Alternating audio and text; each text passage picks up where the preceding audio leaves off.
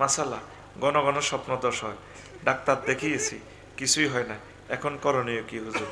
ইমাম মুয়াজ্জিনের কাছে মেয়ে বিবাহ দিতে চায় না কেন হুজুর? এখন আপনি বিয়ে শাদী করে ফেলবেন ইনশাআল্লাহ, যদি তৌফিক থাকে। আর তৌফিক না থাকলে রোজা রাখবেন। আপনার স্বপ্নদোষটা কেন হয়? এইটাতে এক গ্লাস পানি বেশি উড়েলে হরি যেত না, কথা কস না বনি তো পানি বাড়ে কা, রোজা থাকে।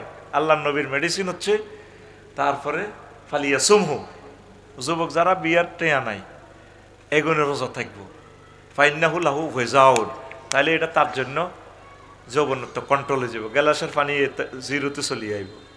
আমার বিয়ে শাদী হইলে খাইব পানি আবার ঠিকভাবে হয়ে যাব। তুই ফ্রেঞ্চ ফ্রাই খাস, চিকেন ফ্রাই খাস, চিকেন চপ খাস, মশালা খাস, গরু খাস, তোর স্বপ্ন দোষ তোর কি হইব? স্বপ্ন দোষ হইব, তোরও দোষ হইব সিটিং কোনে।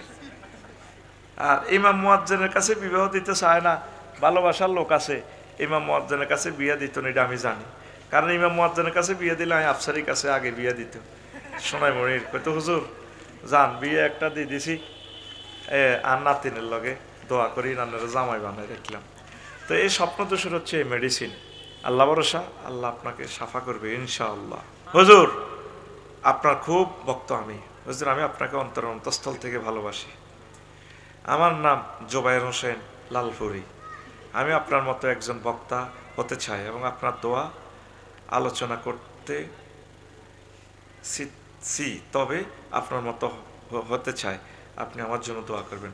আমি চাই আমার জোবায়েরকে আল্লাহ আমার চেয়ে সারা পৃথিবীর সকল বক্তাদের চেয়ে যাতে বড় বক্তা হিসেবে কবুল করে।